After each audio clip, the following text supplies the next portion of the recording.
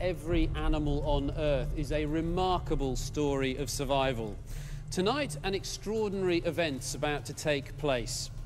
A team of leading experts are going to explore the inner workings of arguably one of the most iconic animals on Earth, the elephant. In this series, you'll see natural history as you've never seen it before, from the inside out. Just as you lift the bonnet of a car to find out how it works, we'll delve under the skin of these magnificent beasts to look at their unique anatomy and reveal the secrets of their evolutionary past. Richard Dawkins will show how anatomy provides proof of natural selection. Evolution produces almost perfect design, the illusion of design. It looks exactly as an engineer might have done it. Biologist Simon Watt will see how his own body matches up to the animal's adaptations. 42 seconds, pretty feeble even by human standards. And I'll be seeing these animals in action. When they're moving, it almost seems like they're running in slow motion.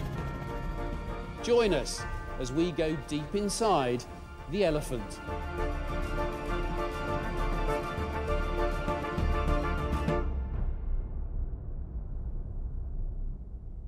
Welcome to the Royal Veterinary College just outside London.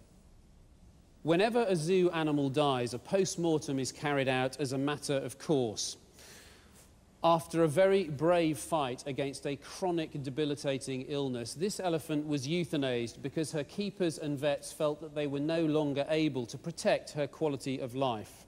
Tonight, as well as trying to learn as much as possible from this elephant's tragic death, we also want to celebrate a life that's evolved over the last 55 million years.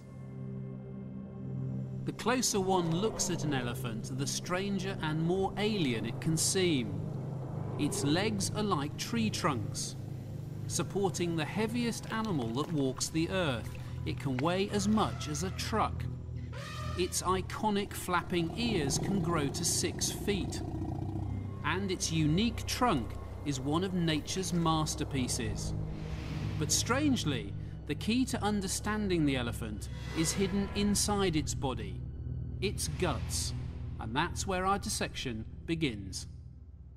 We fully appreciate that you may be a tad apprehensive about what we're going to show you tonight, but as scientists, we are desperate to show you the kinds of things that you just don't normally see on traditional natural history programs. Before dissection can begin, we must release the gases that have built up inside.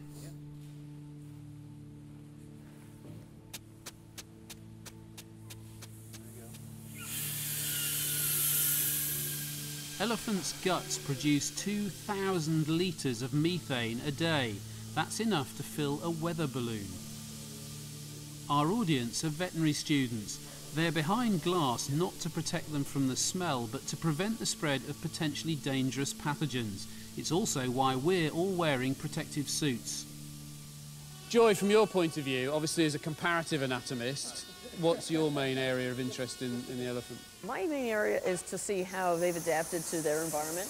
I have to say it's hard to hear you at the moment on the basis of trying to... It just shows you, though, how much gas builds up within 24 hours. This is an herbivore, and herbivores generate a lot of gas anyway because their gut is basically a big fermenting chamber. But now we have the additional gas of the postmortem decomposition.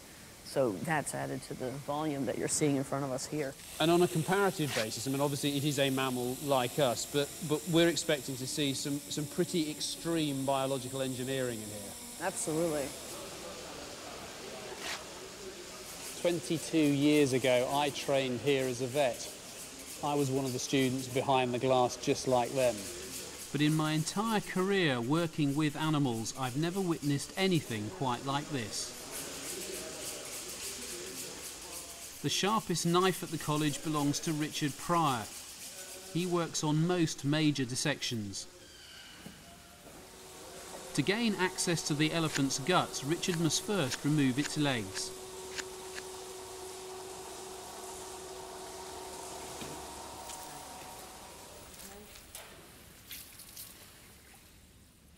While he's doing that, let me tell you a little bit more about Joy Reidenberg. She loves gross anatomy and specialises in large animals. She's probably been inside more whales than anyone else on the planet. And what never ceases to enthrall her is comparing anatomy across the animal kingdom. What's happened now is they've lifted the hind leg off, and they've also lifted the front leg off so that we can get access into the abdominal and the thoracic cavities in the animal. So this is the area where the shoulder blade was, and all of that's been pulled backwards, so now we have access to underneath here is where all the ribs are, and under here we should be able to see the heart and the lungs.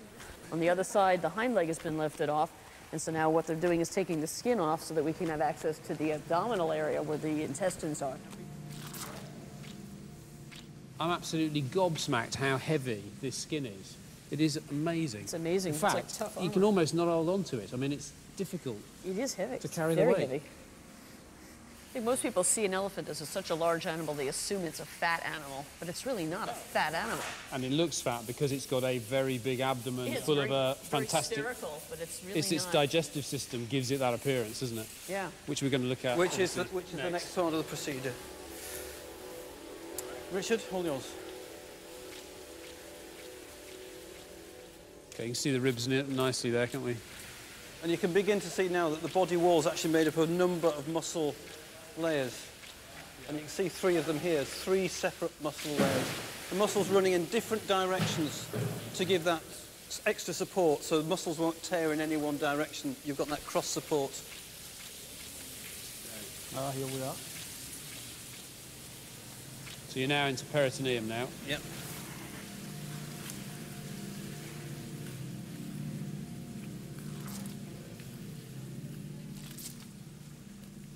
You get an immediate sense now, having opened the abdominal wall, just how vast the digestive system is. Can you stand back, please? Look at it as it's coming out now. It's that, all of that you need to be able to fuel this That's massive really animal. huge. Wow. That is That colossal. is incredibly big. I don't think I expected it to be that I diameter. did not expect it to be that big. Again, you can see the tension here with lots of gas being produced and some liquid content as well. So we just need to relieve all that pressure. Oof. Oof. Sorry, Mark. You did that deliberately.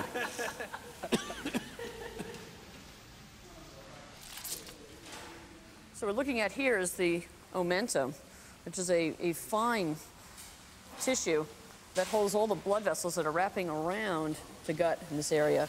It has another function as well, which is if there's any damage to the wall of the intestine and there's a lesion or a hole penetrating through, this can clamp down over that hole and stop anything leaking out and spreading around the rest of the body cavity. Absolutely. It's such a beautiful tissue. It's nature's Band-Aid. Absolutely. Absolutely.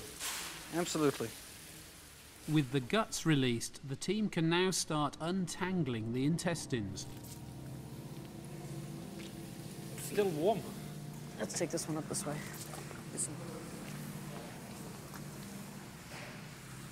It is important that we can try and separate this out so we can look at the different parts of this digestive system to see how the elephant manages from its plant food to get what it needs to be able to fuel this massive body. And isn't it incredible to be able to fit all this lot on the floor inside that body cavity? It is absolutely extraordinary. Take your pick, Richard. But we've got to try and orientate now.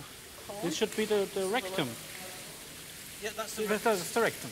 That's the rectum. While the team gallantly try to sort out the orientation of the digestive system, let's take a look at this giant eating machine in action. Earlier this year, I went out to South Africa to find out what elephants eat that actually requires such massive guts. Park Ranger Percy Ramagama has taken me as close to the elephants as is safely possible.